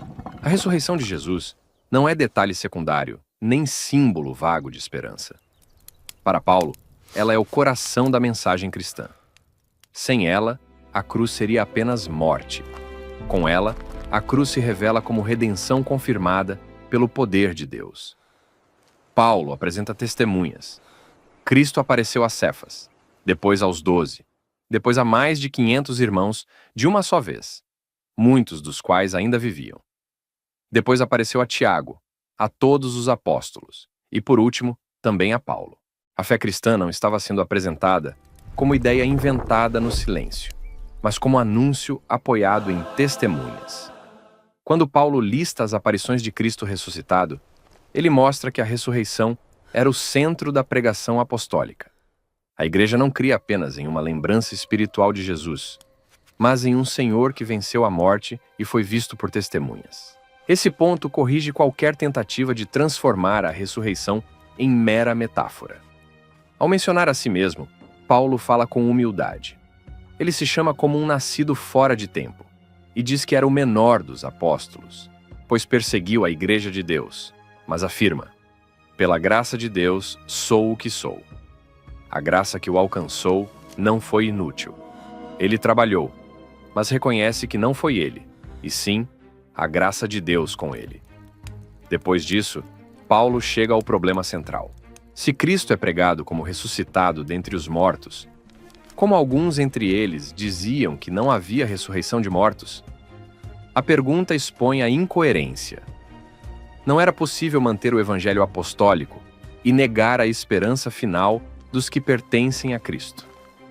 Paulo constrói o argumento passo a passo. Se não há ressurreição dos mortos, então Cristo também não ressuscitou. E se Cristo não ressuscitou, a pregação é vazia, a fé também é vazia. Os apóstolos seriam falsas testemunhas de Deus. Os crentes ainda estariam em seus pecados. Os que dormiram em Cristo estariam perdidos. E, se a esperança em Cristo fosse apenas para esta vida, os cristãos seriam os mais dignos de compaixão. A força do trecho está na lógica de Paulo. A ressurreição não é enfeite colocado no fim da fé. Ela sustenta tudo. Sem ressurreição, não há vitória sobre a morte. Sem ressurreição, não há garantia da obra de Cristo. Sem ressurreição, não há futuro para os que morreram no Senhor. Sem ressurreição, o Evangelho perde sua esperança. Mas Paulo não deixa a igreja nesse abismo. Ele declara: mas de fato, Cristo ressuscitou dentre os mortos, sendo ele as primícias dos que dormem. A palavra primícias aponta para o primeiro fruto de uma colheita maior. Cristo ressuscitou primeiro, e sua ressurreição garante a ressurreição daqueles que pertencem a ele. A narração se amplia para a história humana inteira. Paulo leva os coríntios de volta a Adão e depois a Cristo. Assim como em Adão todos morrem, assim também todos serão vivificados em Cristo. Em Adão a humanidade encontra a morte, em Cristo vem a vida. A ressurreição não é apenas consolo individual diante do luto. É o anúncio de que Deus está desfazendo o domínio da morte que entrou na história humana. Paulo mostra uma ordem. Cristo, as primícias. Depois, os que são de Cristo na sua vinda. Então virá o fim, quando ele entregar o reino a Deus, depois de destruir todo o domínio, autoridade e poder. O último inimigo a ser destruído é a morte. Quando Paulo fala da ordem da ressurreição e do reino, ele mostra que a esperança cristã não é escapar da criação, mas ver Deus vencer definitivamente os poderes que corrompem a criação. A morte não será apenas consolada, ela será destruída. Depois Paulo argumenta de modo prático. Se os mortos não ressuscitam, que sentido teria enfrentar perigos? Que sentido teria sofrer por Cristo? Se os mortos não ressuscitam, a lógica do mundo seria: comamos e bebamos, que amanhã morreremos. Sem ressurreição, a vida se reduz ao presente. Com a ressurreição, a fidelidade tem sentido. Paulo adverte: Não vos enganeis. As más conversações corrompem os bons costumes. Ele chama os coríntios a despertarem para a justiça e não pecarem. A doutrina errada afetava a vida prática. Quando a esperança futura é enfraquecida, a conduta presente também se deforma. Em seguida, Paulo responde à pergunta sobre como os mortos ressuscitam e com que corpo vêm. Ele usa a imagem da semente. O que se semeia não volta exatamente como foi lançado na terra. A semente morre e Deus lhe dá corpo como quer. Assim também será a ressurreição. O corpo é semeado em corrupção e ressuscita em incorrupção. É semeado em desonra e ressuscita em glória. É semeado em fraqueza e ressuscita em poder. A imagem é visual e profunda. Um corpo marcado pela fragilidade, pela dor e pela mortalidade é colocado na terra. Mas Deus não termina sua obra na sepultura. Aquilo que é entregue em fraqueza será levantado em poder. Aquilo que carrega corrupção será revestido de incorrupção. Paulo contrasta o primeiro homem, Adão, com o último Adão, Cristo. O primeiro homem veio da terra. O segundo homem é do céu. Assim como trouxemos a imagem do terreno, também traremos a imagem do celestial. A esperança cristã não é viver para sempre na mesma fragilidade. É ser transformado conforme a vitória de Cristo. No fim do capítulo 15, Paulo anuncia um mistério. Nem todos dormiremos, mas todos seremos transformados. Isso acontecerá em um momento, num abrir e fechar de olhos, ao soar da última trombeta. Os mortos ressuscitarão incorruptíveis e os vivos serão transformados. O corruptível precisa se revestir de incorruptibilidade. O mortal precisa se revestir de imortalidade. Então se cumprirá a palavra. Tragada foi a morte pela vitória. E Paulo transforma a esperança em triunfo. Onde está, ó morte, a tua vitória? Onde está, ó morte, o teu aguilhão? Depois de tantos problemas em Corinto, Paulo leva a igreja a olhar para o destino final de Deus. As divisões não terão a última palavra. A imoralidade não terá a última palavra. A confusão não terá a última palavra. A morte não terá a última palavra. Cristo ressuscitou, e a vitória dele aponta para a transformação final do seu povo. Mas Paulo não termina com fuga da realidade. Ele não diz que, por causa da ressurreição, os coríntios devem abandonar o presente. Ele diz o contrário.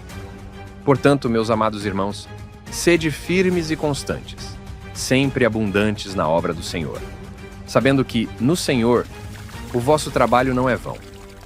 A ressurreição produz firmeza, produz constância, produz serviço, produz coragem para continuar. Porque se Cristo ressuscitou, nada feito no Senhor é inútil.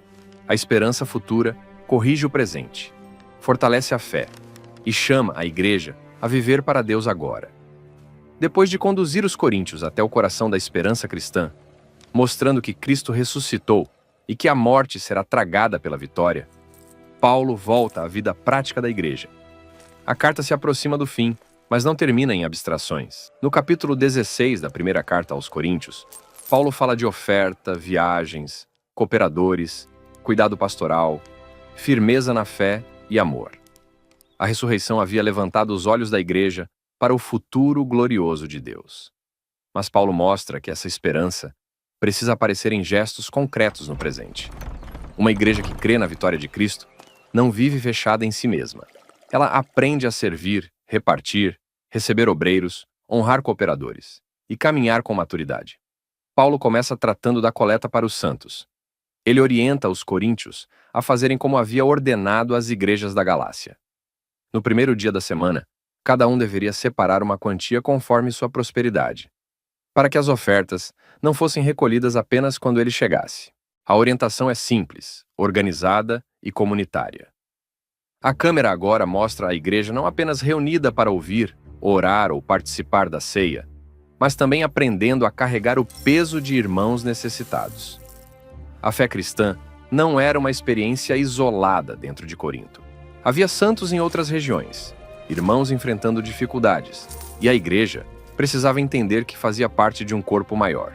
a coleta revelava algo importante. Os coríntios não podiam pensar apenas nos próprios conflitos internos. Eles tinham problemas, sim. Eram uma igreja em tratamento. Mas também eram chamados a participar da obra de Deus de modo generoso. A graça que os havia alcançado deveria abrir suas mãos para socorrer outros. Essa coleta provavelmente estava ligada à ajuda aos cristãos pobres de Jerusalém. Paulo via essa oferta como um gesto de comunhão entre igrejas gentílicas e irmãos judeus necessitados. Não era apenas dinheiro, era sinal de unidade, cuidado e reconhecimento de que todos pertenciam ao mesmo corpo de Cristo. Paulo também mostra cuidado com transparência. Ele diz que, quando chegasse, enviaria com cartas aqueles que a igreja aprovasse para levarem a oferta a Jerusalém. E se fosse conveniente que ele também fosse, iriam com ele. A generosidade cristã deveria ser acompanhada de responsabilidade. A oferta era santa e precisava ser tratada com seriedade. Depois da coleta, Paulo fala de seus planos de viagem. Ele pretende passar pela Macedônia e depois ir até Corinto. Talvez permanecesse ali por algum tempo, ou até passasse o inverno com eles, para que o encaminhassem em sua jornada. Paulo não queria apenas fazer uma visita rápida e superficial. Ele desejava estar com a igreja de maneira significativa, se o Senhor permitisse. Mas, por enquanto, permaneceria em Éfeso até o Pentecostes. E explica o motivo. Uma porta grande e eficaz se me abriu, e há muitos adversários. Essa frase mostra a realidade do ministério apostólico. Onde havia oportunidade, também havia resistência. Onde Deus abria caminho, adversários se levantavam.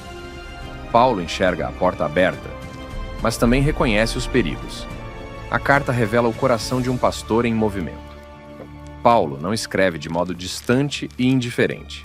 Ele planeja, espera, envia, recebe notícias, organiza ajuda, acompanha pessoas e pensa no futuro da igreja. Corinto estava cheia de problemas, mas ainda estava no mapa do cuidado apostólico. Paulo não a abandonou. Em seguida, ele fala de Timóteo. Se Timóteo chegasse até eles, deveriam cuidar para que estivesse sem temor entre eles, porque trabalhava na obra do Senhor, como Paulo. Ninguém deveria desprezá-lo. Pelo contrário, deveriam encaminhá-lo em paz, para que voltasse a Paulo. Essa orientação mostra que a igreja precisava aprender a receber cooperadores com honra. Timóteo não deveria ser tratado com desprezo, intimidação ou comparação. Ele era um servo envolvido na obra do Senhor. Corinto, que já havia demonstrado tendência a julgar ministros por critérios humanos, precisava reconhecer o trabalho fiel. Depois, Paulo menciona Apolo. Ele diz que insistiu muito para que Apolo fosse até eles com os irmãos, mas que não era absolutamente vontade dele ir naquele momento. Ele iria quando tivesse oportunidade. Essa pequena informação mostra algo precioso. Paulo e Apolo não eram rivais. A igreja é que havia transformado seus nomes em bandeiras de divisão. Entre os servos de Deus, havia respeito, liberdade e cooperação. A menção a Timóteo e Apolo ajuda a encerrar um problema que apareceu desde o início da carta.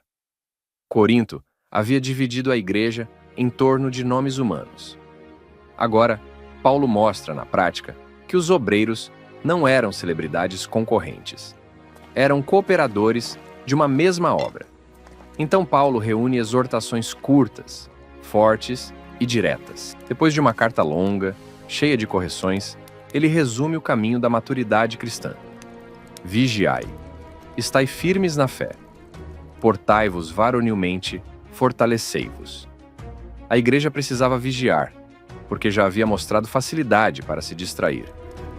Precisava permanecer firme na fé, porque havia dúvidas perigosas, inclusive sobre a ressurreição. Precisava agir com coragem, porque viver para Cristo em Corinto exigia firmeza. Precisava fortalecer-se, porque a maturidade não nasceria de orgulho, mas de dependência de Deus. Mas Paulo não termina a sequência apenas com firmeza. Ele acrescenta: todos os vossos atos sejam feitos com amor. Depois de tudo que foi tratado na carta, essa frase pesa muito. A igreja que se dividia precisava fazer tudo com amor. A igreja que humilhava irmãos na ceia precisava fazer tudo com amor. A igreja que disputava dons precisava fazer tudo com amor. A igreja que confundia liberdade com arrogância precisava fazer tudo com amor.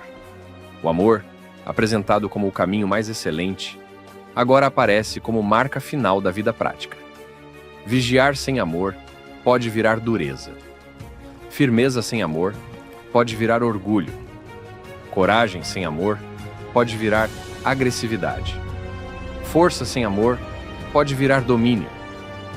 Por isso Paulo prende tudo ao centro. Tudo deve ser feito com amor. Depois, Paulo fala da casa de Estéfanas. Ele lembra que a família de Estéfanas era as primícias da Acaia e que se dedicava ao serviço dos santos. Os coríntios deveriam se sujeitar a pessoas assim e a todo aquele que cooperava e trabalhava. Paulo valoriza não apenas dons visíveis, mas serviço fiel. Ele também menciona a chegada de Estéfanas, Fortunato e Acaico, dizendo que eles supriram o que faltava da parte dos coríntios e trouxeram refrigério ao seu espírito. Por isso, homens assim deveriam ser reconhecidos. Mais uma vez, Paulo chama a igreja a olhar para a fidelidade, não para a vaidade, para serviço, não para a aparência, para a cooperação, não para a competição. A carta se aproxima do fim com saudações. As igrejas da Ásia saúdam os coríntios. Áquila e Priscila, com a igreja que está em sua casa, os saúdam muito no Senhor. Todos os irmãos o saúdam.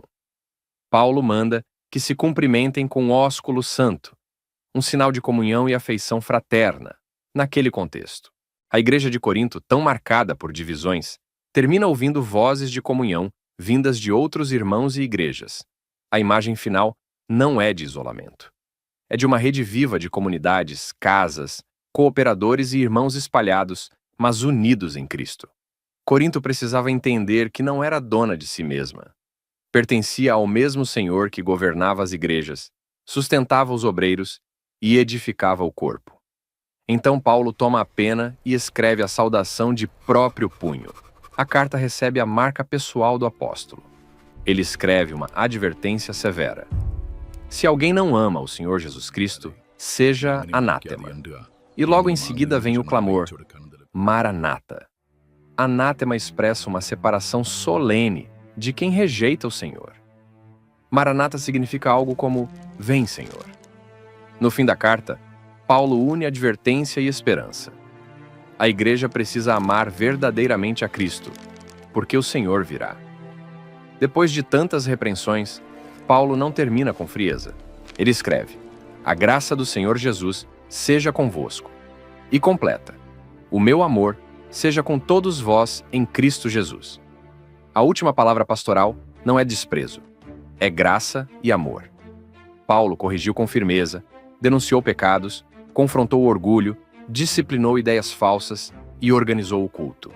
Mas termina como pai espiritual, declarando amor em Cristo.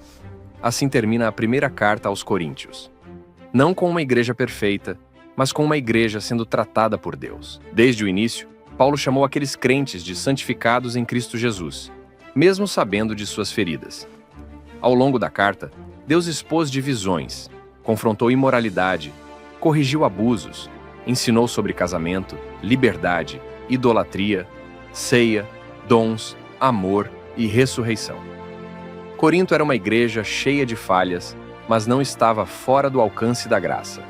Era uma igreja ferida, mas ainda chamada a ser corpo de Cristo. Era uma igreja confusa, mas ainda conduzida pela palavra apostólica. Era uma igreja problemática, mas Deus estava trabalhando nela. Assim chegamos ao fim da nossa jornada pela primeira carta aos Coríntios. E depois de atravessar essa carta do começo ao fim, uma verdade fica muito clara. Corinto era uma igreja cheia de problemas, mas Deus não desistiu dela. Havia divisões, orgulho, imoralidade, disputas, abuso da liberdade cristã, confusão no culto, mau uso dos dons espirituais e até dúvidas sobre a ressurreição. Mas Deus falou com aquela igreja. Deus corrigiu aquela igreja. Deus chamou aquela igreja de volta para Cristo. Se você chegou até aqui, eu quero te convidar a marcar este momento de aprendizado e reflexão espiritual. Comente aqui embaixo, não apenas por engajamento, mas como um testemunho sincero do que Deus falou ao seu coração. Escreva assim: eu entendi a mensagem de 1 Coríntios. Eu quero voltar para Cristo, para a cruz, para o amor e para a santidade. Esse comentário não é apenas uma frase. É uma declaração de alguém que entendeu que uma vida cristã verdadeira não pode ser sustentada apenas por aparência, conhecimento, dons ou palavras bonitas. Precisa haver transformação. Precisa haver amor. Precisa haver santidade. Precisa haver Cristo no centro. E eu te pergunto, o que mais falou com você ao longo dessa carta? Foi a correção das divisões? Foi o chamado para fugir da imoralidade? Foi o ensino sobre o corpo como templo do Espírito Santo? Foi a ceia do Senhor? Foi o capítulo do amor? Foi a ordem no culto? Ou foi a esperança poderosa da ressurreição, quando Paulo mostrou que a morte não terá a última palavra? Qual área da sua vida Deus precisa corrigir hoje? Talvez não seja algo público, como os problemas de Corinto. Talvez seja algo escondido no coração. Orgulho, comparação, frieza espiritual, falta de amor, uma liberdade mal usada, uma fé sem compromisso, uma vida que conhece a verdade, mas ainda resiste à transformação. Compartilhe nos comentários. Quando você testemunha aquilo que Deus falou com você, sua fé é fortalecida e outras pessoas também são encorajadas a olhar para dentro de si mesmas diante da palavra. Oro para que esta jornada por 1 Coríntios não termine apenas como mais um vídeo assistido, que ela seja um chamado de Deus para colocar sua vida em ordem diante dele. Que você não seja apenas alguém que admira o Evangelho, mas alguém que vive o Evangelho. Que sua fé não esteja firmada em homens, aparência, dons ou reconhecimento, mas em Cristo crucificado e ressuscitado. E se você ainda não entregou sua vida a Jesus, este é o momento. Não endureça o coração. A mesma graça que alcançou uma igreja tão problemática como Corinto também pode alcançar você. O mesmo Cristo que foi anunciado por Paulo, o Cristo que morreu pelos nossos pecados, foi sepultado e ressuscitou ao terceiro dia, ainda salva, perdoa, transforma e chama pessoas para uma nova vida. Reconheça que você precisa dele. Reconheça que seus pecados não podem ser vencidos apenas pela sua força. Creia em Jesus Cristo. Entregue sua vida ao Senhor. Volte-se para Ele com sinceridade. E se você deseja fazer isso agora, diga com fé, do fundo do seu coração: Senhor Jesus, eu reconheço que preciso de Ti. Eu creio que Tu morreste pelos meus pecados e ressuscitaste para me dar vida. Perdoa-me, transforma-me e coloca minha vida no centro da Tua vontade. Eu quero viver para Ti. Que o Senhor te abençoe, te guarde, te fortaleça na fé e te conduza em amor, santidade e esperança. Que a mensagem de 1 Coríntios permaneça no seu coração. Cristo é o centro, o amor é o caminho, a santidade é o chamado e a ressurreição é a nossa esperança. E até o próximo vídeo, se Deus permitir.